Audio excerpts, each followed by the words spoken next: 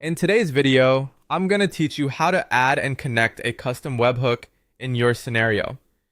To get started, open your scenario and add the webhooks module. When the module options appear, choose Custom Webhook. This option is used when you want your scenario to receive data from another app or service, so it's the right choice when an external platform needs a destination URL to send information to. After selecting Custom Webhook, click Add. This will create a unique webhook for your scenario and generate a dedicated webhook URL string. That URL is important because it acts like the receiving address for incoming data.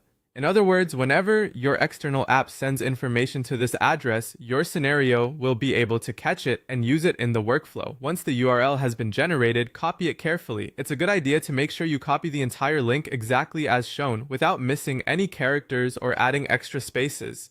Even a small mistake in the URL can prevent the connection from working properly, so taking a moment to double check here can save time later.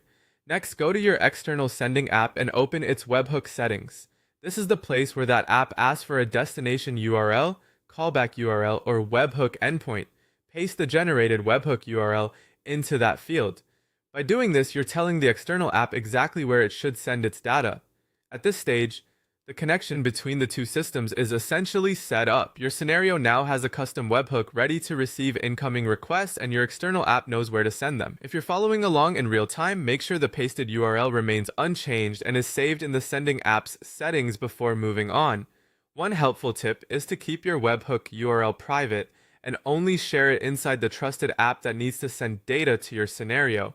Since it's a unique endpoint, treating it carefully helps avoid unwanted requests. It's also worth remembering that every generated webhook URL is tied to the specific webhook you created, so if you ever generate a new one, you'll need to update the URL in the external app as well. And that's it. You've added the webhooks module, created a custom webhook, and connected its generated URL to your external sending app so it can begin sending data into your scenario.